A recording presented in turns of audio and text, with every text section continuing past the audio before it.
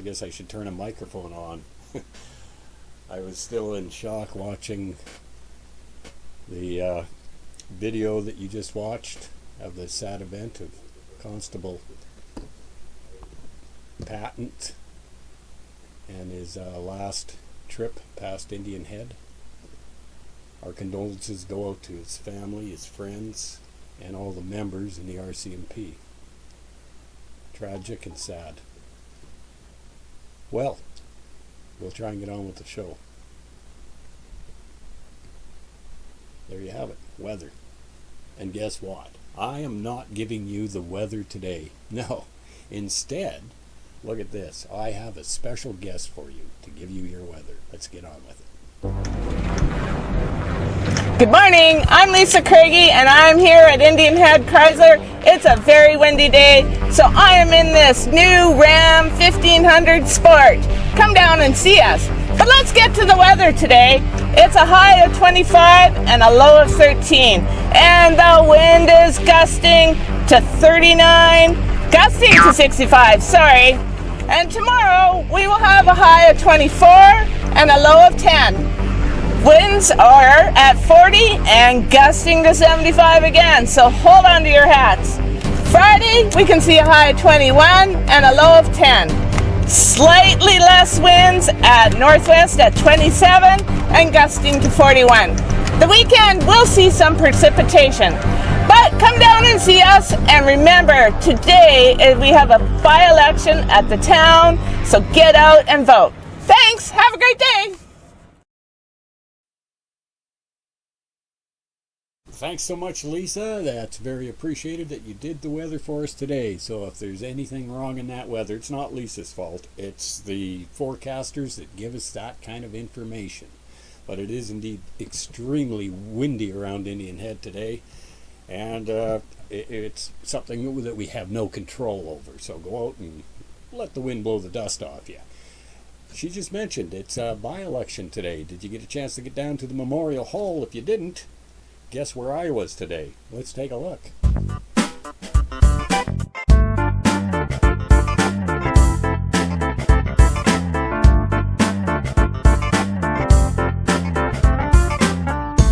I came down to the Indian Head Memorial Hall doing my civic duty, which is yours as well. It's a duty to make your vote on our next councillor position. Is that correct? That's correct. Right on. Now I'm speaking with Megan. She's with the town office, and over here is Joanne. Jackie. Jackie! I'm not doing a retake on this. I knew it started with a J. So what's the process that we have going here? I need to see your ID first. Driver's license would be great. Do I have to take it out, or is this Nope. official? I just need something that has your street address on it. So that's great. I'm never going to look to see if it did. Okay, now what do I do? You will fill out this declaration for me. All right, and I'll set this right there so I'm not making... You're going to hear my pen probably. Let me put my glasses on so I make sure I get this all right. So a declaration. Yep. This is what you got to fill out. It's that simple, and then you get to place your vote. So it is full name or just Yep. first and last, I guess. First and last is great. Okay. And just your street address, please. 805. Okay. And then check the boxes that apply to you.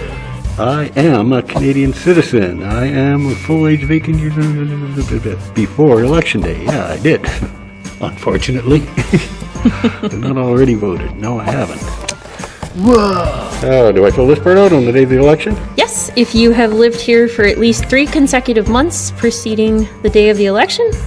Okay, yes I have. And then part B, if you have lived in Saskatchewan for at least 6 consecutive months. Yes I have. And this one here. And then if you just turn it over. I don't have to fill that out? No, you do not. All right. I'll just get you to date and sign it, please. So it is June 16th. June 16th. Day of... Oh, look at me. I already screwed it up here. Read before you write. You've got the brain of a 4-year-old boy, and I'm very glad to get rid of him.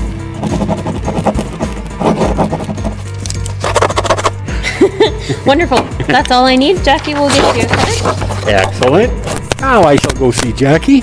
And I'll give you your ballot, and I just need you to bring it back with my initials on the outside, and you can just go with my mother's name on everything. Excellent, thank you. And I'm off to vote. Put that there.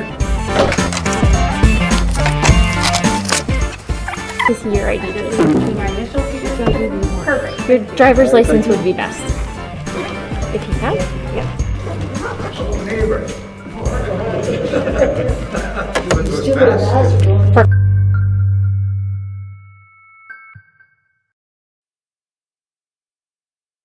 All right, we're back again. So now you can see it's that easy. That's how long it took me to actually get down there and get my vote in there. And it is indeed your civic responsibility because you have the power to elect who's going to be controlling what goes on in town here. So make sure you use your power. Hey, I had a chance to do something yesterday besides watching everything on the highway.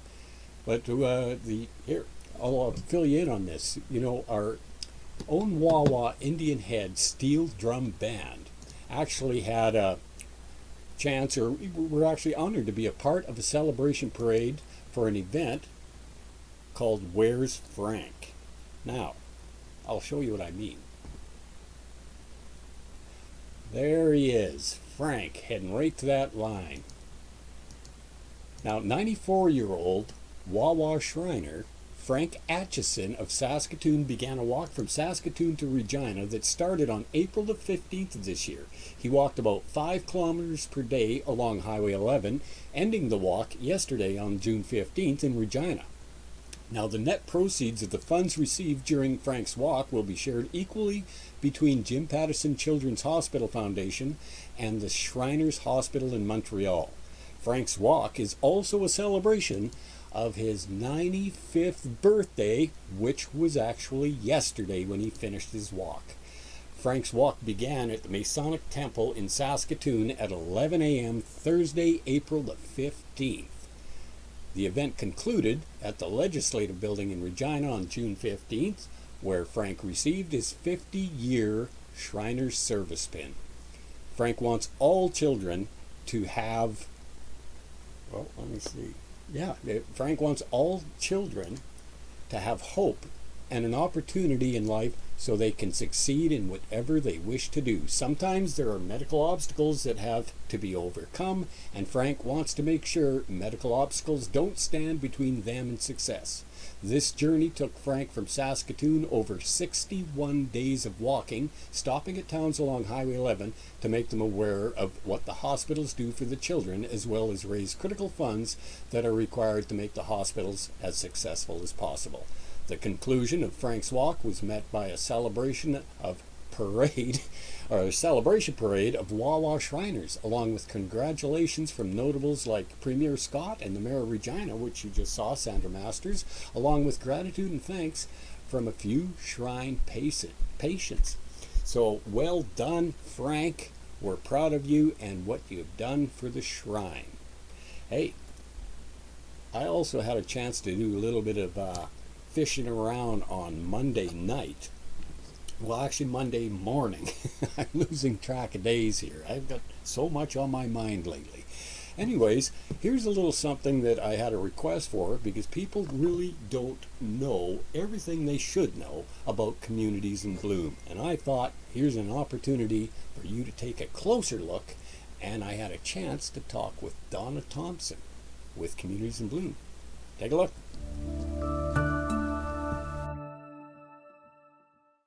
All right, we had a chance to pop down to Grand Avenue in Indian Head, and I caught up with Donna Thompson, who's with the Communities in Bloom organization here in town, and it's been going for many years now. Is that correct? Well, it started actually in April of 2004. April 2004. That was the organization meeting. Right, and I think I remember that meeting. You should, because you were part. Yeah, I brought it from economic development to the town way back then, and it's gone miles since then. So what is Communities in Bloom up to right now? Unfortunately, the community is still involved in keeping our town one of the best in the province. But from a national point of view and a provincial point of view, COVID has sort of stalled everything as a result of protecting people. But when you garden and you're outside, you don't have to wear a mask, and you can do things all on your own. That's right. You're out in that fresh air, getting healthy. That's right. Now, with Communities in Bloom, it's volunteer-based. So if somebody wants to participate and become part of Communities in Bloom, how would they go about doing that? They are part. They are in this community. They are looking after their own yards, their own boulevards, their own backyards. Well, even the high school had a Wellness Wednesday this year. And instead of just walking, they all walked with a garbage bag, and they are responsible for many of the tidy areas, the Ball Diamond and all those boulevards. Yeah, and that's thanks to Communities in Bloom contacting them and asking if they play a bigger role in the community. Yeah. Tim Klein, who's a teacher, took it on, and the entire population of the high school, I'm not sure, is that around 300? Somewhere in there. Yeah. And that's a lot of students. Well, I think there was a couple of truckloads of litter. Yeah. And with our prairie winds, we got it from wherever. Yeah, Yes. that's right. Now, Communities in Bloom, last week you just put up all the planters on Grand Avenue, is that correct? We actually order the plant material in about November. Plan what we vote on what colors we're going to have. Right. And I don't know whether you know, but the Indian head colors are burgundy and white. Yes. Yeah. And this year we voted on a type that has both colors in it. But UNK Greenhouse plant them for us, and then the town of Indian Head crew put up the baskets, usually the first week in June. But they are watered daily by volunteer groups who are out at 5:30 in the morning with the watering truck. The watering truck is courtesy of our local Chrysler. Right. And then a couple of the members make sure the tank is in order, and they go out, and it takes about 2 hours because there's 20 baskets. Wow. And about 40 planters that we have put some of our money into planters that have a reservoir in the bottom, so they don't have to have daily watering. Right, yeah. But when you stop and fill up the reservoir, that takes a little bit more time. Well, exactly. So if somebody feels like they want to participate a little more, would they contact you and say, hey, I can take some time and do some watering? I don't look after the watering. Carol Belanger, who is a member, long-time member, has a work schedule. And then if you're new to it, she shows you how to fill up at the water station by the town maintenance, Yeah. and whatever you like to know, and then you're off on your own. And she Sounds gives fair. you a time, Yeah. and a date. You pick a date. I do know that she's had some difficulty with people who are now only on cell phone, and it's a little difficult to get the phone numbers. Oh, right, yeah, because they're not listed. No. Yeah, so you got to make sure if you want to participate, you got to give somebody your phone number. Yes, and I mean any member of our group would pass the information on to Carol. Okay, and how many are on the committee right now? At the moment, 7. 7, that's pretty good. It's small. Small, so would you want more people? How would they join the committee? Anytime, any place. Yeah? We would love to have you come and sit in and see if there's some way that you would like to participate. Yeah, okay. We have, like Gordon Howe is one of our rural, as well as Darlene Taves. Right. And then Ruth Ann Rudak is the chairperson. Karen Dickey is longtime secretary. Right. And Carol Belanger is the treasurer. Okay. And then she looks after the watering. Yeah. And who have I missed? I'm not sure. Kim Blanchard Oh, okay. is also a member. and she and her mother take responsibility for one of the planter groups. So you can sort of adopt a planter and come along and make sure it's deadheaded and tidied. Yeah, and just take care of it in general. Yeah. Yep. Okay, so with the people that are looking to join, would they phone you to get more information? Anytime, 695-2161. 695-2161. There it is, folks. I'm in the book. Yeah. Oh, okay. If you got a phone book. I don't even have a phone book anymore. No, that's another thing. That's another contact that we've lost. Yeah. Yes. Okay, now Communities in Bloom keeps a record of everything you've done since the beginning, and I think you're holding a version of that. Last season, and of course we had to have the elevator on it because in 2019 our last elevator went down.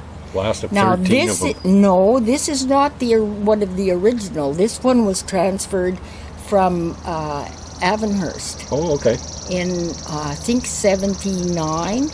Oh, yeah. But you're right. We did have 12 elevators plus a mill along, and that was a very famous silhouette, which we have captured and put down on North Railway. Yeah.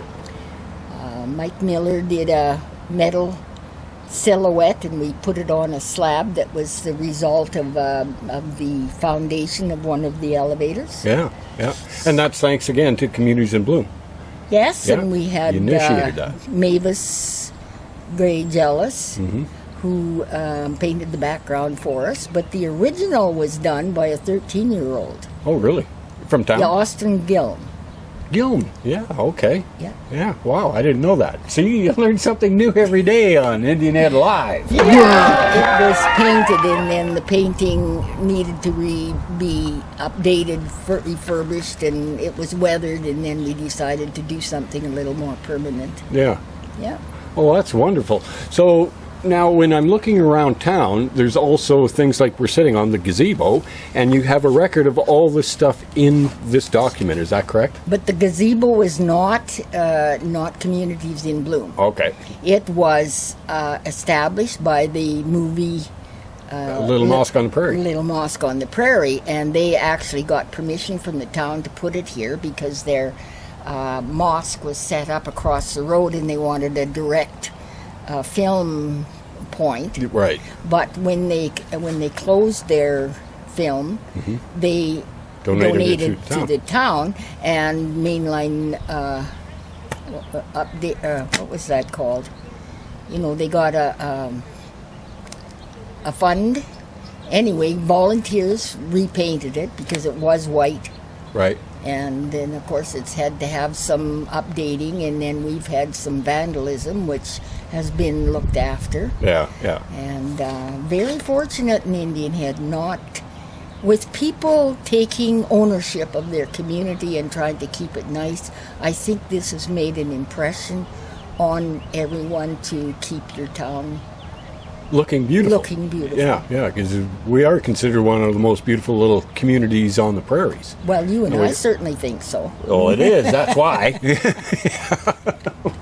Everybody thinks so, right? Well, we have had, I know that UNK has told us that people have admired the hanging baskets, and they have had an increase in orders. So, you know, it has a...